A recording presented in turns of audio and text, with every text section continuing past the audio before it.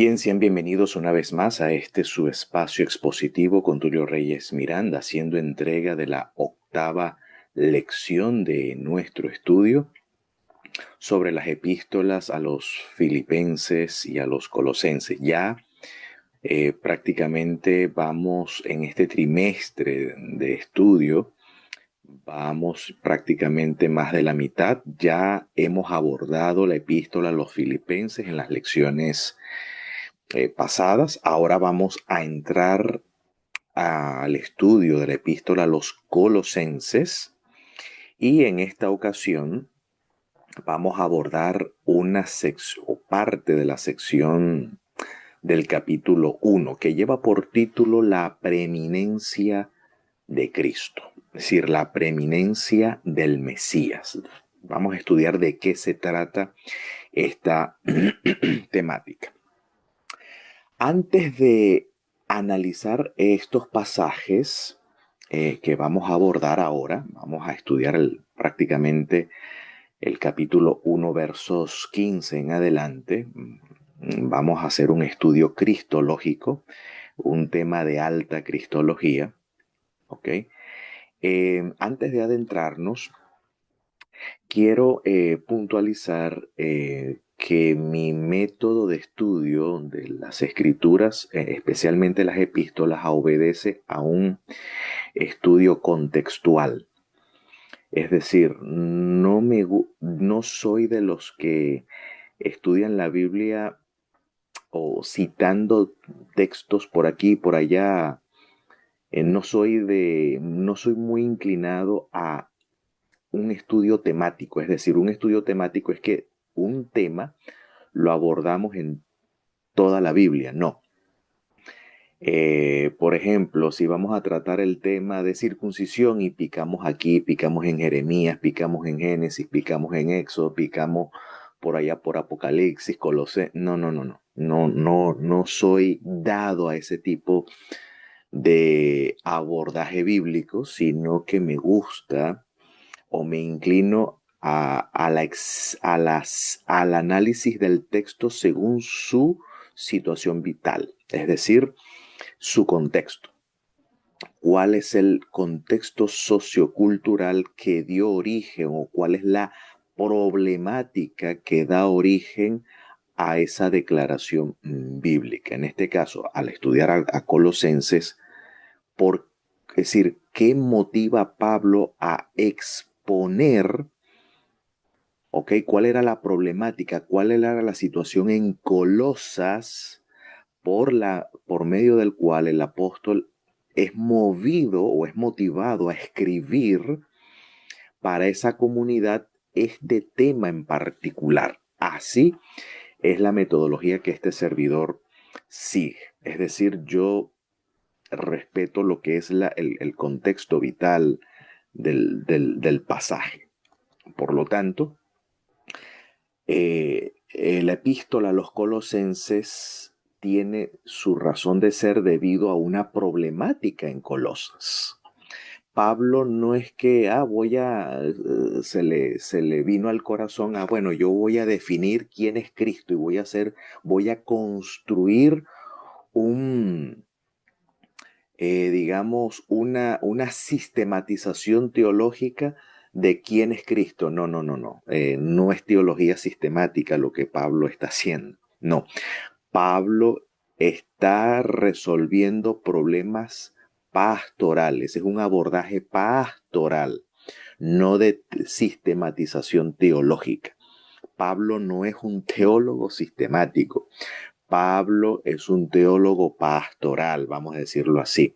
Hay una problemática en Colosas en la cual Pablo aborda o da respuestas, es decir, sus epístolas son responsas, es decir, respuesta a situaciones, dar una solución práctica a situaciones que se está viviendo en la comunidad. Por lo tanto, el mensaje bíblico es un mensaje pertinente. No es el mensaje bíblico no es para sistematizar. El mensaje bíblico es una respuesta a una crisis que se vive en una comunidad y por lo tanto esa respuesta es la solución a esa problemática. Así que esa es la perspectiva que debemos mantener a la hora de leer las escrituras. Por lo tanto, Colosas, una de las situaciones que se estaba viviendo en Colosas, una de tantas, ya las otras las mencionaremos en la medida que vamos avanzando en la epístola, es que había un problema de herejía por parte del judaísmo helenista que residía en Colosa. En Colosa hay una presencia judía, pero una presencia judía de origen helenístico, donde el helenismo, es decir, la filosofía griega, permeaba, influenciaba el pensamiento judío de esta comunidad. Por lo tanto, Pablo está enfrentando, o mejor dicho, la comunidad de Colosas está enfrentando una influencia de filosofía helénica, ¿ok? Combinada o que hace sincretismo, es decir, una mezcla, una mixtura, como se diría en portugués, hay una mixtura con, digamos, el patrón bíblico de pensamiento y tiene que ver precisamente con lo que ahora vamos a abordar. Esta problemática Pablo la describe en el capítulo 2. Vamos a avanzar un poco al capítulo 2 porque allí es donde el apóstol describe cuál es la problemática, cuál es la situación vital en Colosas para cuando Pablo escribe esta epístola. Y noten que esta epístola a los colosenses no era una epístola única y exclusiva para Colosas. Quiero mencionarlo. Bueno, no lo menciono yo, no es que a mí se me ocurrió, es que el propio escritor, el propio agiógrafo lo comenta en el capítulo 2, verso 1, cuando dice, quiero pues que sepan cuán grande conflicto tengo por ustedes. Aquí por ustedes se refiere a los de Colosa. Hay un gran conflicto. Recuerden que la comunidad de Colosas no fue fundada por Pablo. Colosas es una comunidad que fue fundada por uno de sus consiervos, llamado Epáfras, ¿ok? La cual la escritura lo denomina un diáconos. Así que el que engendró en el Evangelio, por así decirlo, la comunidad de Colosas fue un consiervo de Pablo llamado Epáfras, posiblemente también un discípulo suyo. Y sin embargo, por lo tanto, estas comunidades, ya que Epáfras es un colaborador de Pablo, pues Pablo también supervisa o atiende las necesidades de la comunidad de sus colaboradores. Entonces dice acá, quiero pues que sepáis cuán grande conflicto tengo por ustedes, por los de la Odisea. Parece ser que en la comunidad de la Odisea se está viviendo el mismo problema. Y por todos los que nunca me han visto personalmente. Parece ser que en Colosas y sus alrededores, entre las cuales entra la Odisea, se estaba viviendo un gran conflicto. Dice, para que unidos en amor sus corazones sean reanimados hasta lograr toda la riqueza de la plena. Aquí Pablo utiliza un lenguaje del pleró, ¿ok? En griego pleno es pleró, o sea, de la llenura, ¿ok? De la llenura, de la certidumbre de entendimiento. Noten, para conocer el misterio de Dios, es decir, Cristo mismo. En Él están escondidos todos los tesoros de la sabiduría y del conocimiento. Y noten ahora lo que dice a continuación. Digo esto es clave. Digo esto para que nadie os engañe con falsos argumentos persuasivos. Es decir, que había por allí una enseñanza, por allí circulaba algunos argumentos que tenía que ver con el misterio de Dios. Así que Pablo está enfrentando un movimiento que se estaba gestando que tiene que ver con temas de misterios, con temas mistéricos, es decir, con temas, el misterio en el siglo I corresponde a las religiones de misterios. ¿Ok? Las religiones de misterio, era común en Roma, las religiones de... Esa palabra mysterion en griego era muy común en Roma.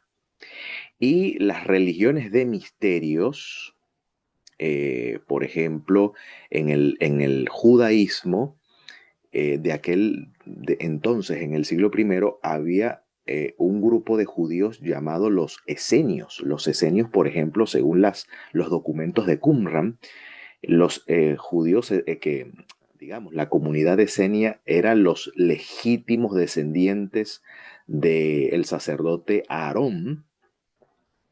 Por ejemplo, la comunidad de los esenios, que esto sucede prácticamente con aquel movimiento de,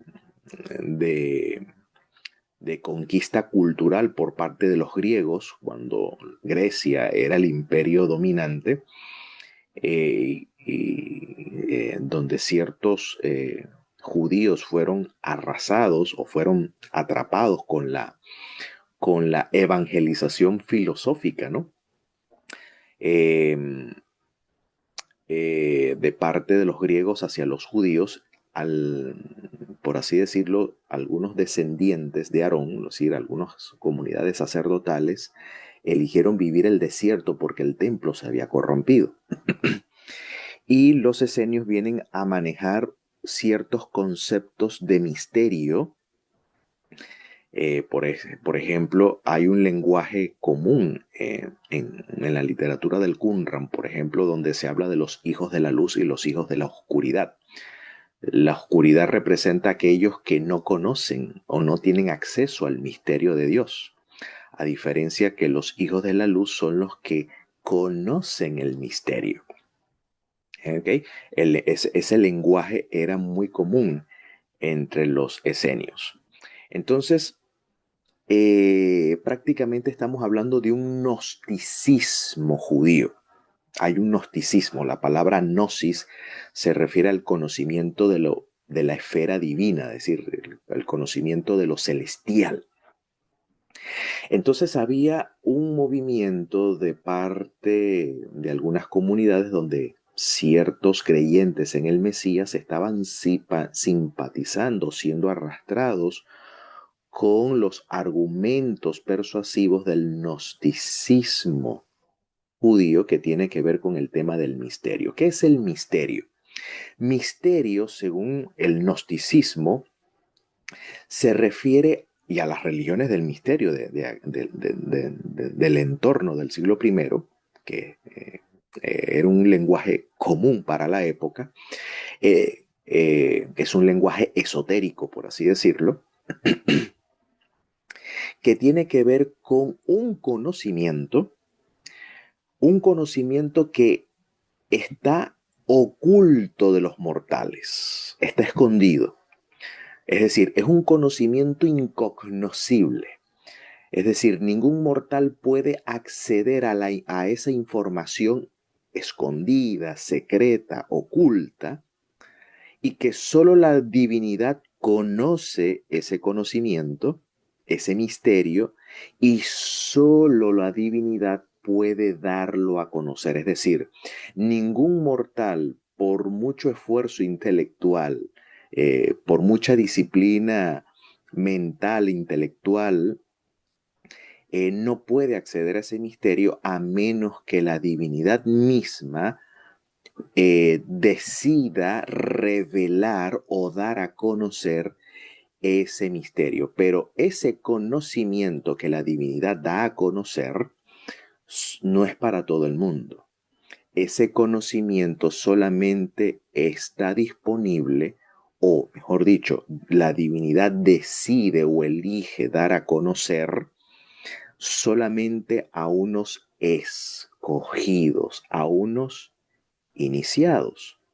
Fíjense que en el Evangelio de Mateo, por ejemplo, cuando Jesús habla las famosas parábolas, Jesús le dice a sus discípulos: a ustedes les es dado a conocer los misterios del reino de Dios.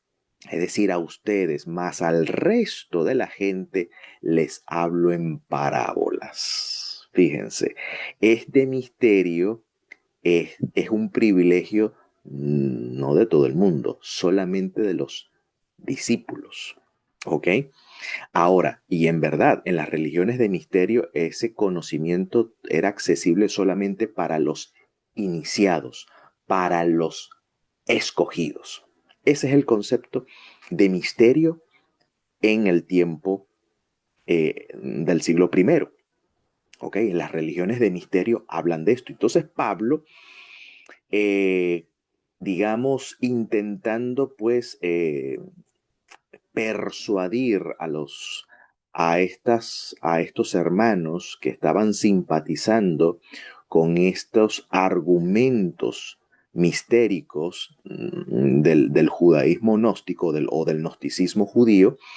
Entonces Pablo habla de esto, habla de conocer el misterio de Dios, pero para Pablo el misterio de Dios, es decir, ese conocimiento oculto que estaba oculto en Dios, es el Mesías. Bueno, en realidad para Pablo el misterio son varias cosas. Si uno hace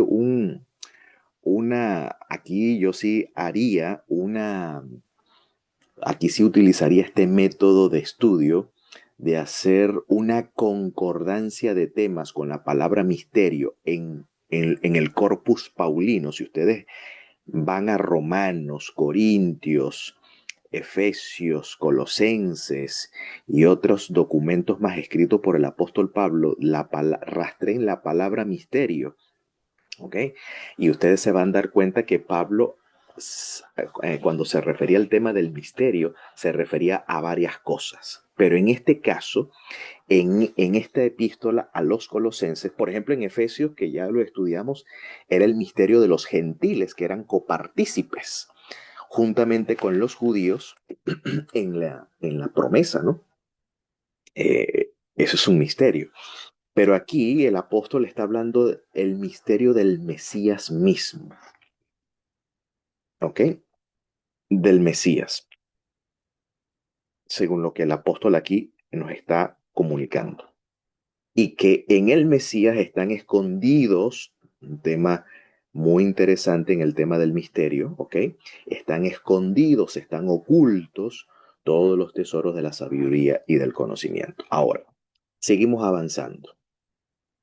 Fíjense que el apóstol, ya, un momento, sigue avanzando. ¿Cuáles eran estos argumentos? ¿Cuál era la temática en sí? Estoy intentando aquí bajar esto para acá. Ok.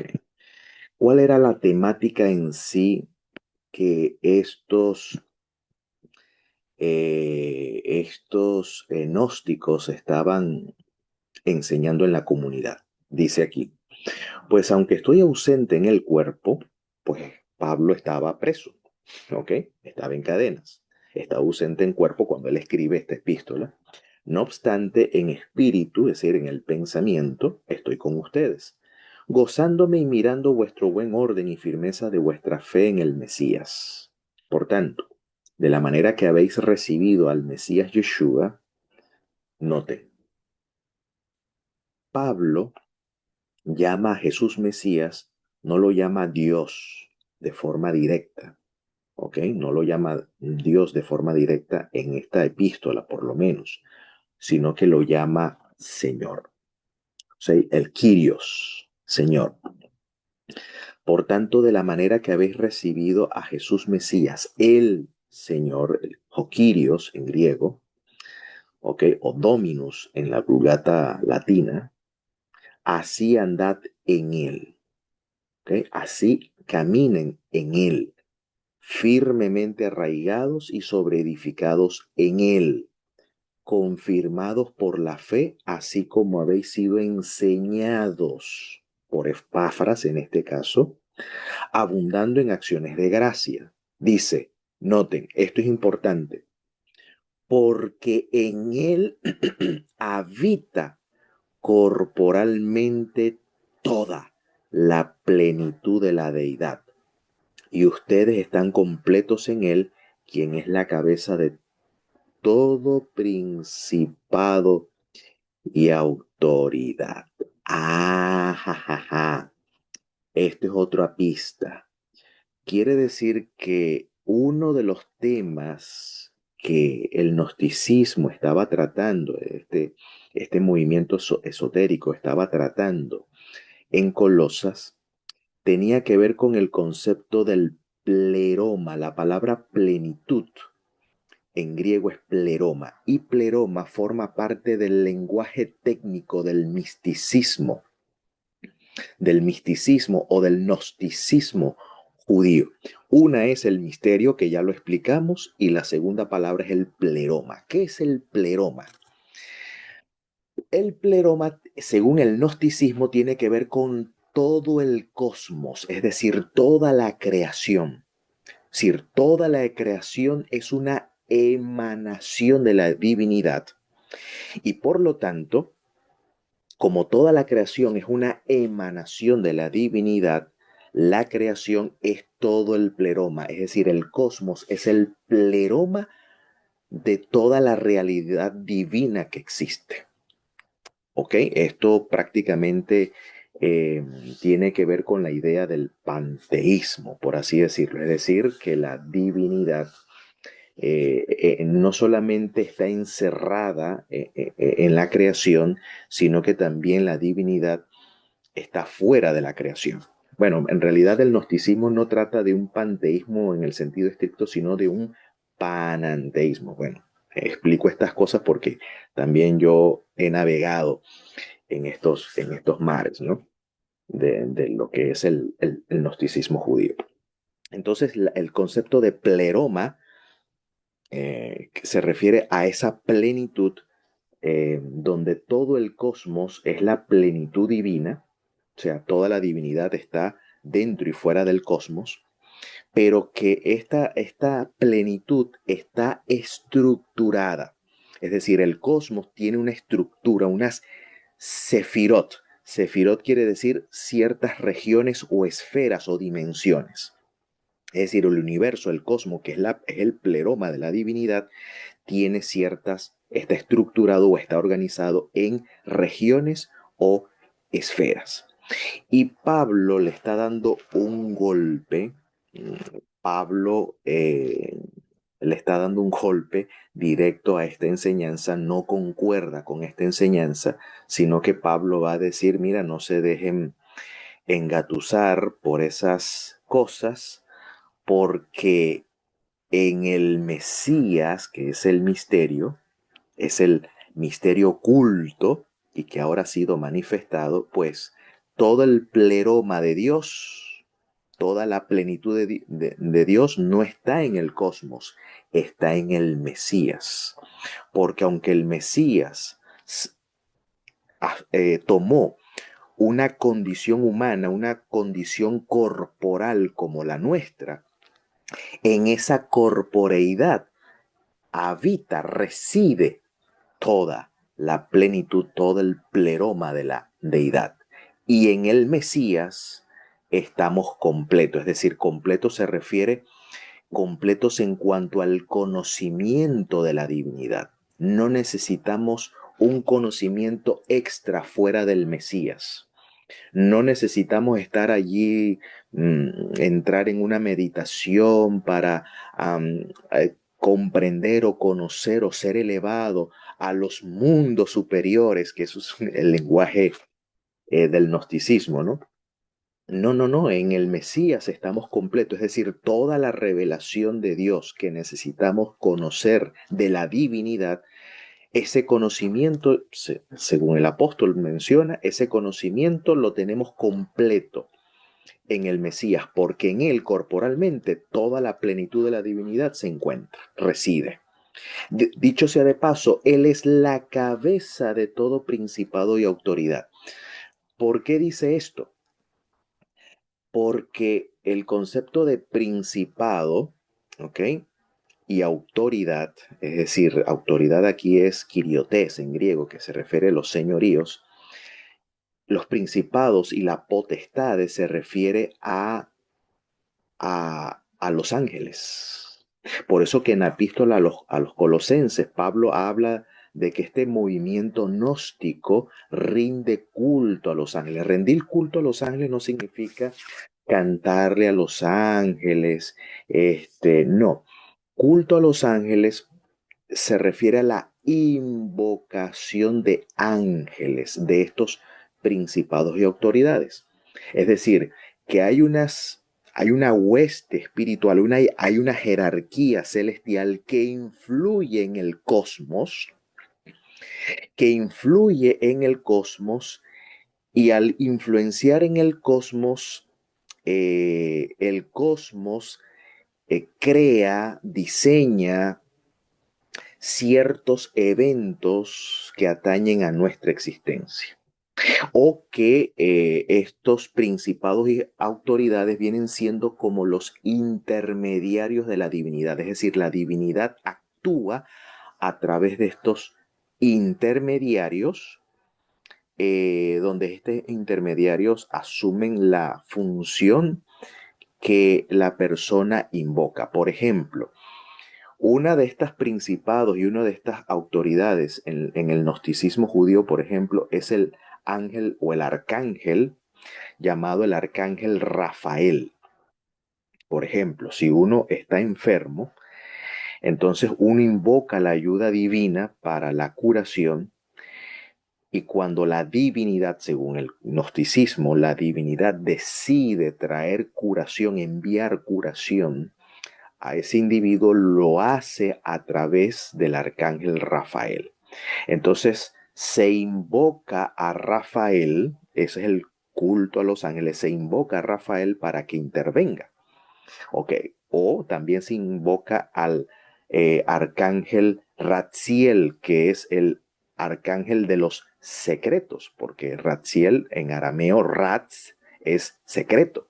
Entonces es el ángel que ilumina, que da a conocer los secretos de Dios. Entonces, si alguien quiere profundizar en los misterios divinos, bueno, se invoca en este caso al ángel Ratziel que venga en ayuda para estos casos. A eso es lo que se refiere. Invocar el culto a los ángeles, la invocación de estas autoridades, de estos poderes celestiales que influencian el cosmos, y el cosmos pues también diseña e influencia eventos o situaciones en nuestra realidad, por así decirlo. Bueno, el apóstol dice que el cosmos está sujeto a una cabeza, a un Rosh en hebreo, y ese Rosh es el Mesías. ¿Ok?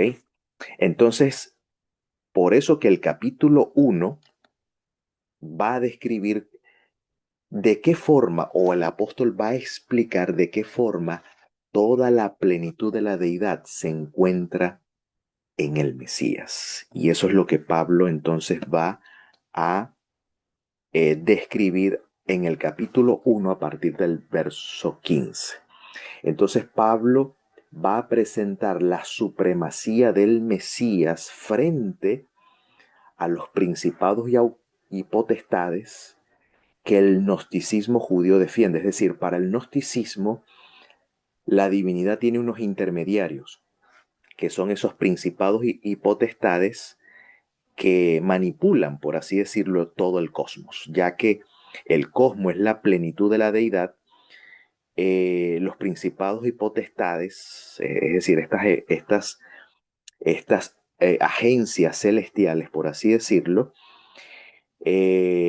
son los intermediarios divinos para manipular el cosmos. Entonces Pablo va a plantear entonces la supremacía que tiene el Mesías sobre estos agentes celestiales que manipulan el cosmos. Entonces, en primer lugar, ya de facto, Pablo dice, mire, la plenitud de la deidad se encuentra en el Mesías, no en el cosmos. Segundo, las agencias celestiales, que aquí Pablo llama principados y potestades, no son los intermediarios. El intermediario es el Mesías, llama aquí, a quien Pablo llama aquí Joquirios, llama el Señor. Por eso Pablo dice que para nosotros hay un solo Dios, el Padre, de quien procede todas las cosas, y un solo Señor, el Mesías, ese por medio es importante porque Él es el intermediario, por medio del cual son todas las cosas, y nosotros somos por medio de Él. Ahora bien, aquí vamos entonces a entrar en un tema de alta tensión, de alta cristología. Ahora Pablo va a exponer, en, va a argumentar por qué en el Mesías corporalmente habita o reside todo el pleroma de la divinidad. ¿Por qué? Primero, dice, os estin eikon thutheu tu uratu. Aoratu. ¿Qué quiere decir esta expresión en griego? Bueno, a veces no soy muy bueno en mi... Bueno, ya se habrán dado cuenta los que saben griego que no soy muy bueno en la lectura del griego. De paso que hay dos pronunciaciones que a veces no logro dominar. Hay una pronunciación reucliniana y está la erasmiana. Entonces, bueno, a veces hago las dos y a veces hay palabras que no identifico cuándo es la erasmiana y cuándo es la reucliniana. Así que, bueno, los que no soy especialista en griego, pero bueno. Pero quiero intentar explicar solamente ciertas expresiones aquí. Entonces, en la versión Reina Valera dice, Él es la imagen del Dios invisible.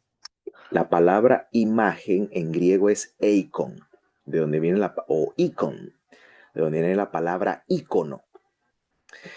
Ahora, este concepto que Pablo utiliza refiriéndose al Mesías, ¿qué quiere decir Pablo cuando dice que Él es el ícono del Dios invisible?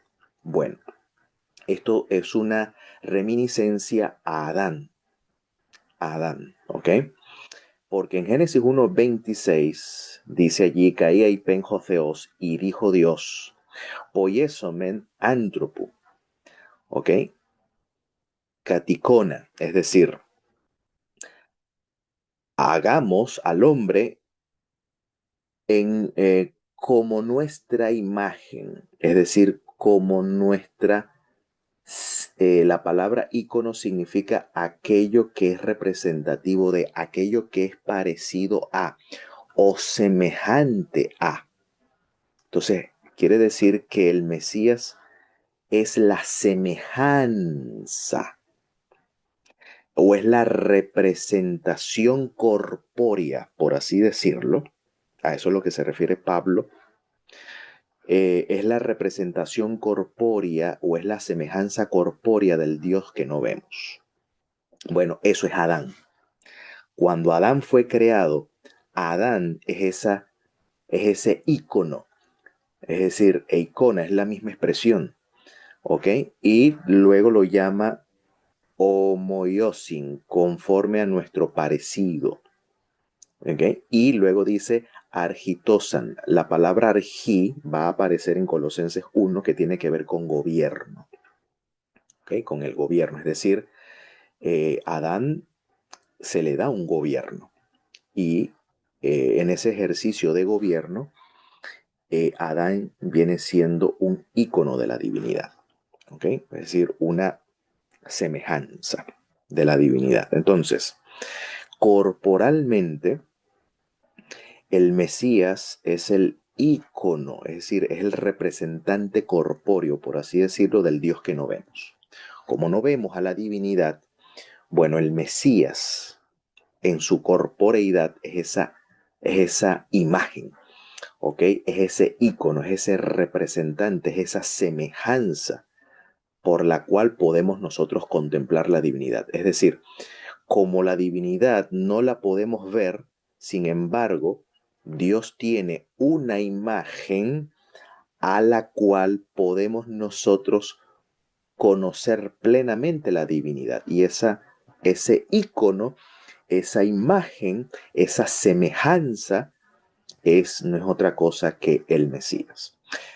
Por eso, esta autora adventista, Elena White, por ejemplo, en su libro Mensajes Selectos, llama al Mesías o dirá del Mesías lo siguiente: tenemos solo una perfecta fotografía de Dios. Como a Dios no lo podemos contemplar directamente, no lo podemos conocer directamente, Dios tiene un representante que viene siendo su propia imagen. Y dice aquí que tenemos solo una perfecta fotografía de Dios, y esa es Jesucristo, ¿okay? Jesús Mesías. Entonces, a eso es lo que se refiere el concepto de ícono. Es decir, Él es, o sea, vemos a Dios en la persona, vemos a la divinidad en la persona del Mesías. A eso es lo que se refiere Pablo con el concepto de ícono, del Dios que no vemos, de la divinidad que no vemos. Segundo, también lo llama el protótokos pase tíseos, ectisios, es decir, el primogénito de toda la creación. Entonces, el Mesías, al igual que Adán, es el ícono de la divinidad. O sea, quiere decir que el hombre es el ícono del Dios invisible, solo que debido al pecado, pues esta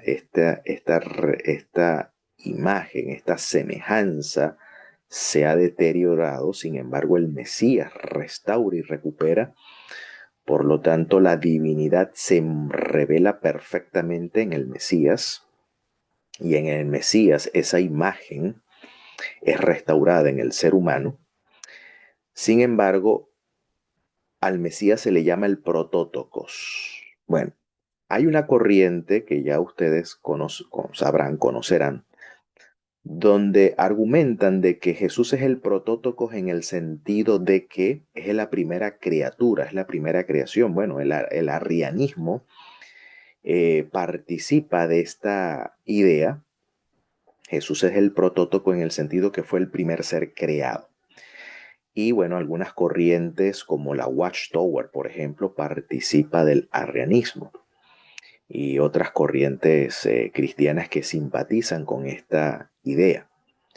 Pero, vuelvo y reitero, es necesario estudiar esta palabra en su contexto. Protótokos. Bueno, me di a la tarea de investigar en la tradición judía que este concepto también corresponde a Adán.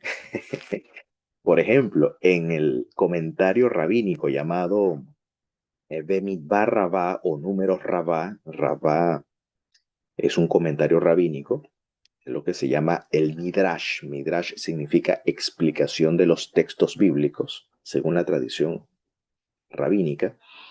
En el capítulo 4, verso 1, en este comentario, que es un comentario de números 3 y 4, aparece una tradición.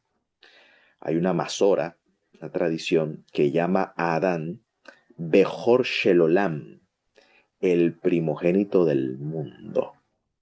Ah, interesante. En la tradición judía, Adán es el Bejor Shelolam, el primogénito del mundo. ¿Por qué? Es decir, que el hombre, el ser humano, es un primogénito. Dice el comentario: porque así como el santo bendito sea llamó a Israel mi hijo primogénito, así también Adán fue llamado el primogénito del mundo. Ahora, ¿cuál es el contexto de que Adán sea llamado el primogénito del mundo? Uno, bueno, es el primer ser humano. Sí, en parte sí, pero no es el concepto en sí. El concepto primogénito en el mundo significa que Adán es el rey del mundo. Porque cuando Dios bendice a Adán, dice fructifica y multiplica. Aquí fructificar, no sé por qué siempre han reducido el concepto de fructificar a tener muchachito. O sea, fructifica es decir, procrea muchachitos. No. Eso sí, la procreación El tener hijos es parte, sí, pero no es el todo. Fructificar, en un concepto más amplio, se refiere que todo el emprendimiento que Adán se ocupe pueda prosperar. Esa es la bendición. O sea, la bendición sobre el hombre es que todo lo que el hombre emprenda, ¿okay? Emprenda proyectos, cualquier proyecto que el hombre decida emprender, eso prospere, que eso se multiplique y que ese proyecto pueda llenar la tierra. Obviamente siempre y cuando este proyecto sea en armonía con la voluntad de Dios, en armonía con el precepto divino, pueda llenar la tierra y poseerla y dominar. Note que Adán tiene dominio. En ese sentido, Adán es el primogénito del mundo, porque a Adán se le es otorgado el dominio, el reino del mundo. Entonces, Adán va a gobernar como un representante de la divinidad. En ese sentido, Adán es imagen, es ícono del Dios invisible, de la cual el Mesías, como el postrer Adán, ya que el primero falló en ese plan, entonces el postrer Adán viene a restaurar ese proyecto y por eso que aquí el Mesías se le llama el ícono del Dios que no vemos, ¿okay? La imagen del Dios que no vemos, es decir, contemplamos la divinidad en el Mesías y en segundo lugar, el Mesías ahora es el primogénito de toda la creación, ¿okay? Es el que tiene el dominio de la cual Adán perdió, ahora el Mesías lo recupera. A eso es lo que se refiere cuando dice aquí la Escritura que Él es el primogénito de la creación. Es decir, Él tiene el dominio, el gobierno de toda la creación. Ese es el contexto. Por ejemplo, en Pesictá Rabaptí, capítulo 34, en un desarrollo mesiánico, el Mesías también es asociado con el título de primogénito. ¿Ok? Ahora, esta tradición procede de un texto bíblico, del Salmo 89, 28, donde dice allí, y yo lo haré, ¿ok? Y yo lo haré mi primogénito. De hecho, de este texto, el autor de Hebreos llama al Mesías primogénito del mundo. Cuando dice, cuando introduce al primogénito en el mundo. Aquí el mejor, en griego, o el protótocos, en el mundo, viene de este contexto del Salmo 89, 28. ¿Ok? Así que ya hemos explicado en qué sentido el Mesías entonces es la imagen y es el primogénito. Es la imagen del Dios que no vemos y en segundo lugar es el primogénito de toda la creación. Segundo, continúa, o tien auto ectisen, porque en él, porque en él fueron creadas todas las cosas, ¿ok? Ectisen tapanta, panta, donde viene, por ejemplo, la palabra panteísmo, todo, ¿no? El todo. Tapanta es el todo. Entonces, en él, en autú, en él, fueron creadas todas las cosas. ¿Dice? En tois uranois,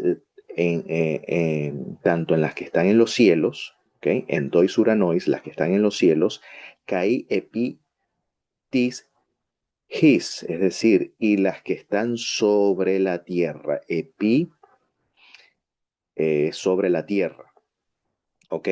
Ta orata, las visibles, ¿ok? Ta orata, las visibles, es decir, ¿cuáles son las cosas visibles? Las que están sobre la tierra. ¿Ok? Las visibles, las que están sobre la tierra, lo que vemos, los árboles, las plantas, los animales, el ser humano. ¿Ok? Son las visibles. ¿Ok? Y luego dice, caíta aorata. Y las invisibles, es decir, las que nuestro ojo humano no tiene alcance. ¿Cuáles son esas? Las que están en los cielos. ¿Ok? Y luego dice, eipitronoi, eite kiriotetes, es decir, sean tronos, sean señoríos o dominios. Estas son las visibles, las que están sobre la tierra. Tronos y señoríos. Las que están sobre la tierra, las que son visibles a los humanos. Y luego dice, eite arjai, eite eisousia. Y principados y potestades. Estos son las invisibles, las que están en los cielos, las que están en el cosmos. Dice, tapanta todo, todas las cosas, ¿ok? Tapanta todas las cosas, diautú, fueron creadas, o mejor dicho, todas las cosas por medio de él.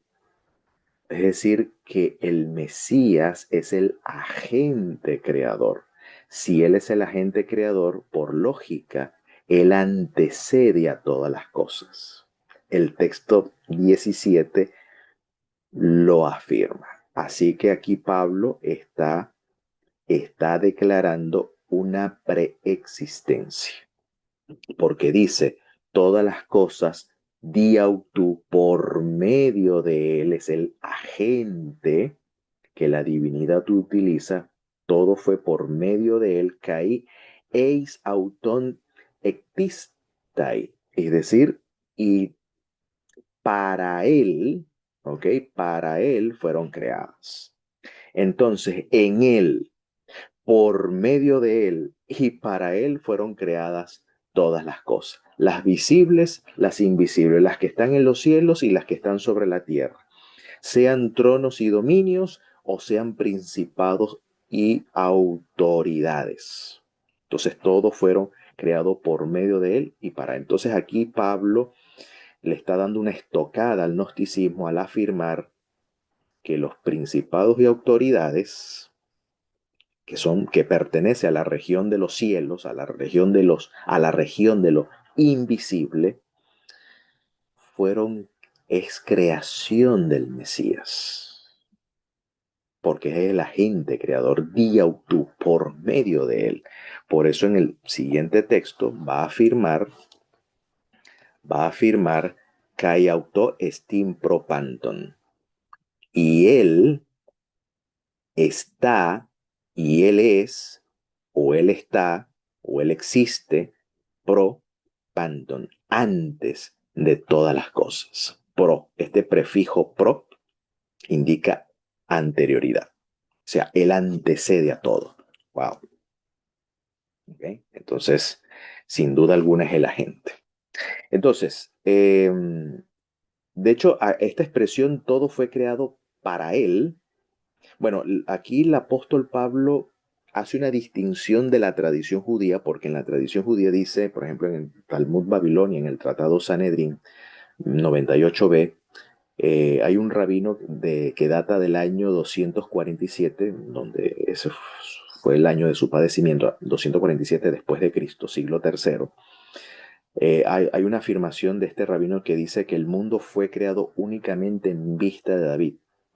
Cuando dice en vista de David, quiere decir para David o en referencia a David.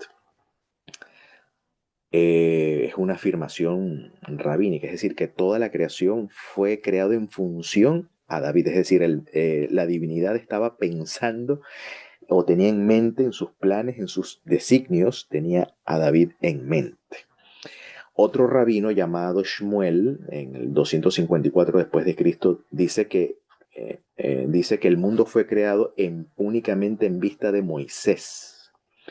Y el rabí Yohanan, en el año 279, dijo en vista del Mesías. ¿Ok? Se supone que las figuras mencionadas representan el propósito y la meta de la creación del mundo.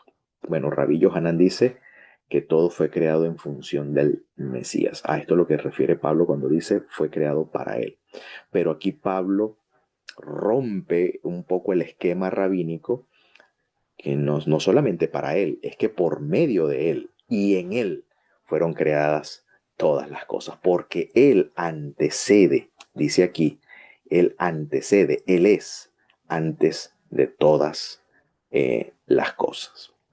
Ahora bien, esta idea digamos, de este antecedente del Mesías, Pablo se está fundamentando de una tradición bíblica conocido como la Jokmah, como la sabiduría de Proverbios 8:22 al 30, porque la sabiduría precisamente es la que dio origen a todas las cosas. Es decir, Pablo está equiparando al Mesías con la sabiduría que habla la Biblia hebrea, especialmente en los proverbios y en un apócrifo llamado el libro de la sabiduría, que está allí en los apócrifos, por ejemplo en el canon alejandrino, que las Biblias católicas utilizan. Pueden ubicar en el libro de la sabiduría capítulo 7, por ejemplo, lean el capítulo 7 del libro de la sabiduría, que no la cito en estos momentos, pero le estoy dando que puedan leer esos escritos deuteros canónicos, eh, donde menciona pues que la sabiduría fue la que dio origen a todas las cosas. Bueno, eso es lo que dice Proverbios 8, 22 al 30, cuando dice el Eterno, es decir, Hashem, Adonai, dice, me creó como su obra maestra, hablando, el contexto viene hablando de la sabiduría, antes que sus hechos, antes de sus hechos más antiguos. Pues desde la eternidad tuvo el principado, desde el principio antes que la tierra. Bueno, esta traducción no es exacta. Dice en realidad en el hebreo, bueno, desde el hebreo dice Meolam Nisaheti. Eh, es decir, desde la eternidad, desde lo oculto. Meolam, olam es lo escondido, lo que está escondido. Es decir, desde lo escondido, eh, eh, de, eh, desde lo escondido fui establecido como Rosh, como cabeza. ¿Ok? Desde el principio, dice Mikat, Mikatme Aretz. Es decir, desde el principio de la tierra. El Mikeden es el principio de la tierra, desde los orígenes de la tierra. Fui constituido desde lo escondido, en alusión a la eternidad, sí, desde lo escondido de los tiempos, por así decirlo, o de lo escondido de las edades, fui constituido o establecido como Rosh, ¿ok? Como el Rosh. O sea, desde el Rosh, mejor dicho, sí, fue establecido. Desde el Rosh del principio de la tierra, es decir, desde los inicios del principio de la tierra. Es lo que más o menos el texto hebreo viene comunicando. Y dice aquí, nací, que algunas versiones traducen como fui engendrado. Bueno, en realidad fui parido. O sea, la sabiduría fue concebida. Pero entiéndase, la sabiduría que fue concebida está hablando de los diseños divinos. Recuerden que todo lo creado fue previamente pensado. Antes de la materialización de las cosas, primero existe como pensamiento. Entonces, a ese pensamiento, cuando el pensamiento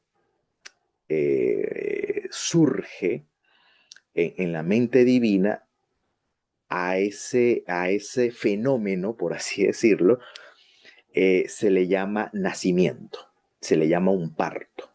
¿Ok? Entonces, a eso es lo que se refiere aquí, que fui engendrado, es decir, el pensamiento fue concebido, el diseño, el plan, el proyecto fue concebido, o sea, tuvo un inicio, el proyecto como tal, pero no la sabiduría en sí, sino el proyecto que la sabiduría diseña, eh, fue concebido antes que existieran los océanos, antes que existieran los manantiales, obviamente, porque los océanos y los manantiales no fueron eternos. Los manantiales primero fue un proyecto, fue un pensamiento que luego ese pensamiento se materializa en océano. ¿Okay? Entonces nací antes que existieran los océanos, antes que existiesen los manantiales cargados de agua. Nací antes que los montes fuesen asentados, o fui engendrado, fui concebido, antes que las colinas. No había hecho aún la tierra, ni los campos, ni la totalidad del polvo del mundo. Recuerden que Salomón, el autor, está empleando un lenguaje poético, y la poesía no puede ser entendida de forma literal. ¿Ok? Aquí está hablando un lenguaje figurado, ¿no? Cuando formó los cielos, allí estaba yo, la sabiduría, cuando trazó el horizonte sobre la faz de los cuando afirmó las nubes arriba, cuando reforzó las fuentes del océano, cuando dio al mar sus límites, las aguas ordenó que nos traspasasen su mandato, cuando establecía los cimientos de la tierra, con él estaba yo, como un artífice maestro. Yo era su delicia todos los días y me regocijaba en su presencia todo el tiempo. Yo me recreo en su tierra habitada y tengo mi delicia con los hijos del hombre. Entonces aquí la sabiduría, está hablando de la sabiduría, pero la sabiduría es Dios mismo, porque obviamente la sabiduría no anda sola por allí. La sabiduría tiene un portador. Hay alguien que porta esa sabiduría. La sabiduría no anda por allí sola, fuera de la divinidad. No es que la divinidad está por un lado y la sabiduría está por otro lado. No. Esta sabiduría está en Yahvé, está en el Eterno, está en Hashem. ¿Ok? Pero aquí recuerden que en lenguaje poético, en la poesía, se personifica a un elemento abstracto que es la sabiduría, un elemento abstracto, pero se le da vida, se le personifica. Eso es común en la literatura sapiencial del antiguo cercano Oriente. ¿Ok? Sin embargo, esta sabiduría obviamente tiene un portador, pero tiene un portador. Por ejemplo, si usted va a Lucas, en el capítulo 11, verso 49, Jesús dice, por eso la sabiduría también, o sea, la sabiduría de Dios también dijo, esta sabiduría habla, piensa y habla, es decir, planifica. Dice aquí, por eso la sabiduría de Dios también dijo, les enviaré profetas y apóstoles, y de ellos a unos matarán y a otros perseguirán. Pero si usted lee este mismo texto en Mateo, Jesús dice, y yo les enviaré profetas y apóstoles. En Mateo es Jesús quien envía profetas y apóstoles, pero en Lucas dice, es la sabiduría de Dios. Por tanto, la sabiduría de Dios es el Mesías mismo. Es el Mesías mismo. Por lo tanto, por lo tanto, podemos decir que esta sabiduría de la cual habla Proverbios tiene un portador, que en Proverbios es Yahvé, ¿ok? Es Yahvé, es Hashem, es el Eterno. Pero en el Evangelio, esta sabiduría es el Mesías, que antecede todas las cosas. Por eso dice entonces luego en 1 Corintios 2, 6 al 8, sin embargo hablamos sabiduría entre los que han alcanzado madurez. Es decir, esto no es una sabiduría para neófitos, para iniciados, sino una sabiduría que no es de esta era presente, ni de los príncipes de esta edad. La palabra príncipe, arjí, equivale a la palabra hebrea los nesiim, es decir, los exaltados, los elevados de la comunidad, que se refiere a los gobernantes de la élite judía, ¿ok? Ni de los gobernantes de esta edad que perecen, más bien refiriéndose a los sabios de Israel, ¿no? Más bien hablamos la sabiduría de Dios en misterio. Es decir, la sabiduría oculta que Dios predestinó desde antes de los siglos para nuestra gloria. Y Pablo dice en Colosenses que esa sabiduría es el Mesías. Entonces dice, ninguno de los príncipes de esta edad conoció esta sabiduría, porque si ellos lo hubiesen conocido, noten, nunca habrían crucificado al Señor de la gloria. Ahí lo tienen. Por lo tanto, entonces cuando Pablo dice acá que Él es antes de todas las cosas, por supuesto está haciendo alusión a la sabiduría de la tradición bíblica.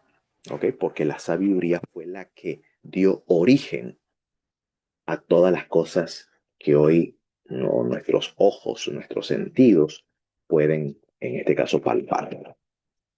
Ahora, hay una tradición también en Bereshit Rabbah, capítulo 38, que dice lo siguiente, y aconteció que cuando partieron del Miquedem, explicando la palabra que aparece aquí en Proverbios,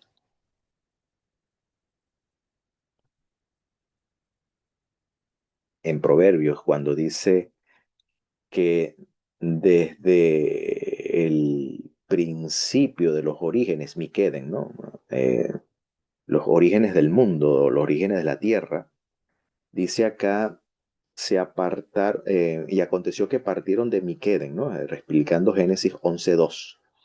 Bueno, hay aquí una explicación del rabí Elíasar ben Simón, cerca del 180 después del Mesías, dijo, se apartaron del que es anterior al mundo, o sea que aquí Miqueden se refiere al que es anterior al mundo, y la palabra anterior al mundo es la palabra Mikat Monoshelolam, del que estaba antes del mundo.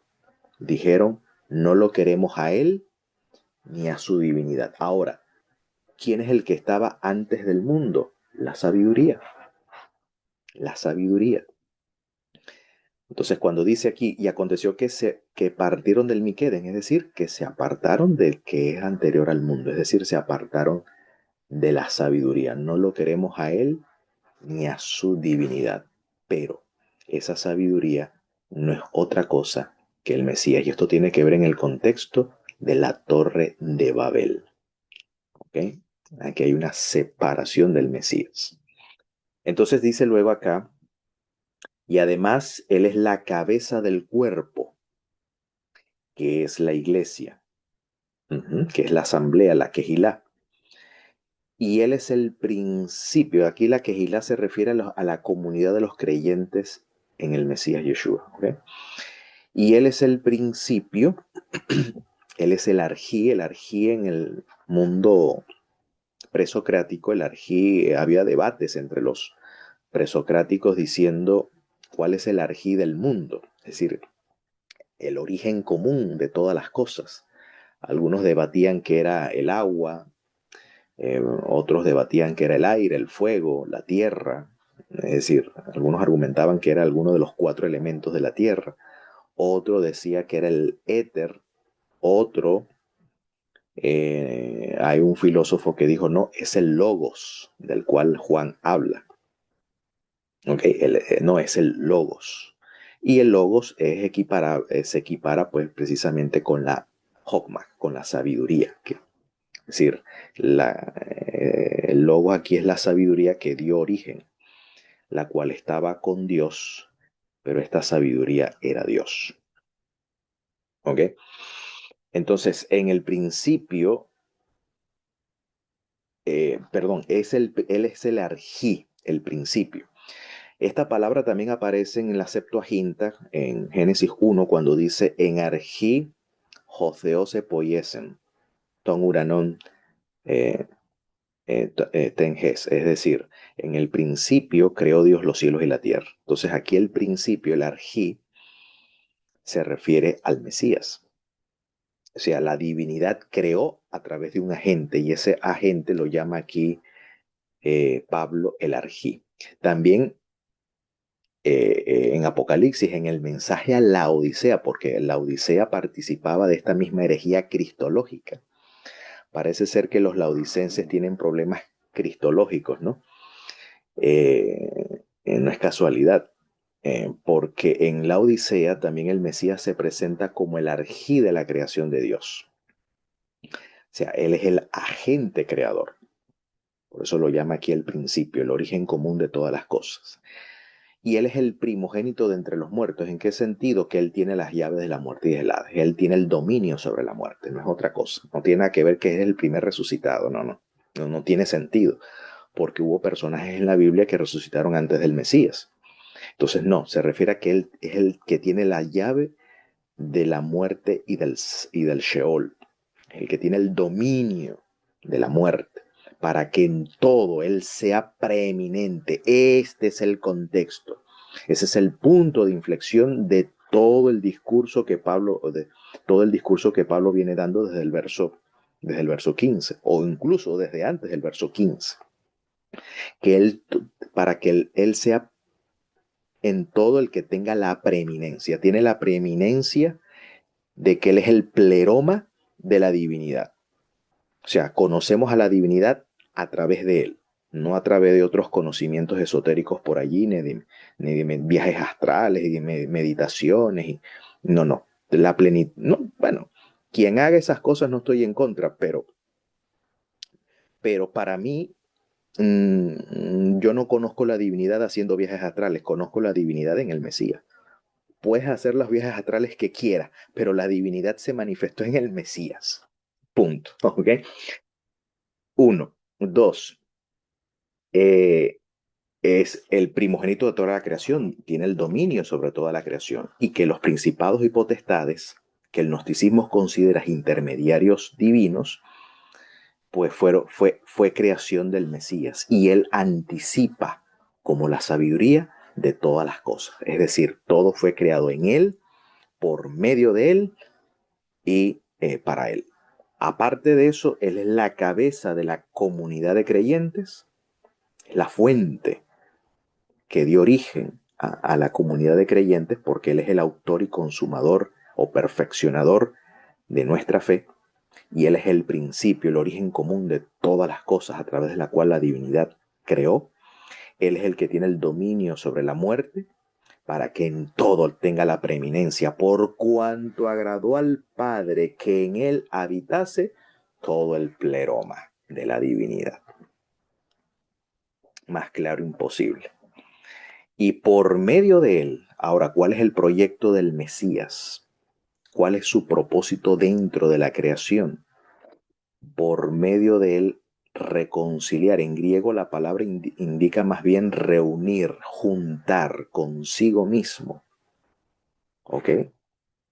Entonces el Mesías, por decir, Dios hace la obra por medio de él, que él es el agente, reunir, reconciliar consigo mismo todas las cosas.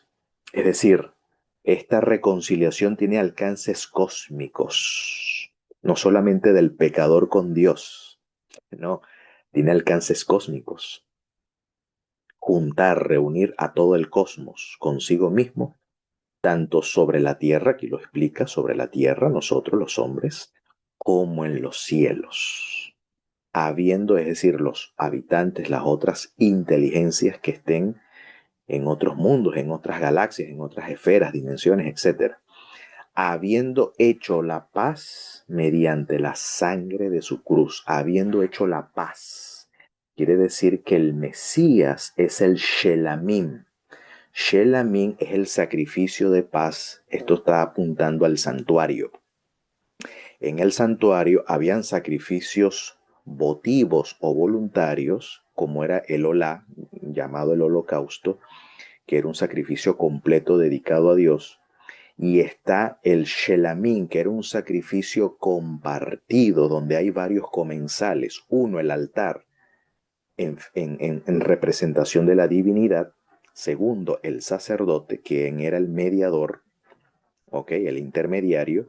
Y tercero, cualquier otro comensal que el oferente, quien ofrecía el sacrificio, invitaba a participar, familiares, amistades, por varios motivos, por un voto o por una acción de gracia debido a un beneficio recibido por la divinidad, y por otras razones más que en la propia escritura, especialmente en Levítico 6 y 7, especifica. Quien quiere saber, capítulo 3 y capítulo 7 del libro de Levíticos, puede allí remitirse en qué casos se ofrecía el sacrificio voluntario de paz llamado Shelamín, porque ese sacrificio lo que buscaba era integrar, porque la palabra shalom en hebreo viene de la raíz shalem, que significa completo, íntegro.